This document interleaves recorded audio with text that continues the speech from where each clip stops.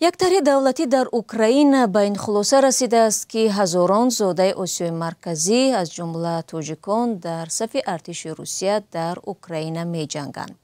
اصلا طرح زیستن می خواهم نام و نسب زادگان آسیای مرکزی را نشر می کند که در جنگ اوکراین کشته یا ناپدید شدند.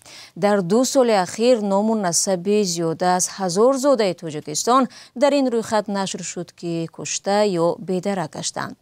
همکارم طاهر سفر گزارش بخش مرکزی رادیو آزادی در این باره را خلاصه کرده است و قبل از برنامه من از او پرسیدم که چه نمونه از جلب جوانان به جنگ اوکراین در این مطلب ذکر شده است.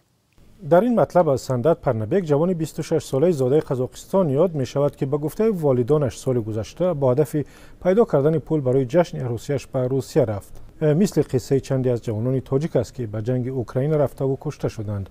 نزدیکان جوان قزاق مهمه امسال نام او را در فهرست سامانه دولتی زیستن می‌خواهند دیدند. در این وبسایت اوکراینی نام و نسب سربازان هلاک یا ناپدید شده روسیه را از منبع‌های گوناگون جمع آورده و نشر می‌کنند. بیورجام پدر این جوان به بخش قزاقی رادیو آزادی گفته است که پسرش دوام 5-6 ماه مهاجرت همیشه به مادر زنگ می‌زد و گفته پدر در آخرین صحبتش سندت گفته است که 10 روز برای کار به یک جنگل می رود و آنجا ارتباط تلفنی بد است و نگران نباشند. این آخرین پیامی از سندت بوده است و دیگر والدان هیچ خبری از او نگرفتند و ندارند. پس از دیدن نام سندت در فهرست هلاک شدگان نزدیکانش برای او مراسم جنازه برگزار کردند ولی هنوز هم از جستجویش دست نکشیدند. چرا زادگان آسیای مرکزی به یک جنگ برایشان بیگانه می روند و آیا معلوم است که چه تعدادی از آنها در اوکراین حضور دارند؟ آمار دقیق معلوم نیست ولی سامانه اوکراینی زیستن می‌خواهم اسم بیشتر از 3000 زاده آسیای مرکزی را نشر کرده است که در جنگ کشته یا ناپدید شدن آنها رسما تصدیق شده است. مؤلفان طرح تخمین می‌کنند که تعداد زادگان آسیای مرکزی که در جنگ روسیه به ضد اوکراین شرکت می‌کنند بیشتر از این باشد و کارشناسان می‌گویند که فقر و نبود جایهای کاری در آسیای مرکزی و تبلیغات سخت روسیه از سبب‌های اصلی پیوستن زادگان این منطقه به جنگ در اوکراین است.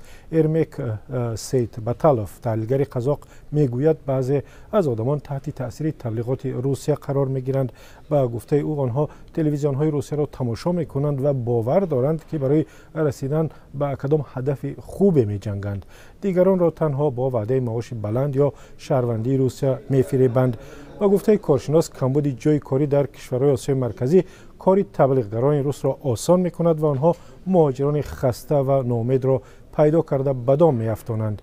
ارمک سیدباتالوف میگوید که حالا صفحه‌های شبکه‌های اجتماعی از روسیه پر از اعلان کار با معاش بلند در سیبیر، ایرکوتسک و شرق دور است ولی پشت اکثر آنها تبلیغگران روس قرار دارند که مهاجران را به جنگ اوکراین میبرند. چون این شیوه جلب یگانه راهی بردن زادگان آسیای مرکزی به جنگ در اوکراین نیست. از این پیش مقامات روس صدها نفر از زادگان آسیای مرکزی را از زندان‌ها بازداشتگاه مهاجران در سراسر روسیه به صف ارتش جلب کردند.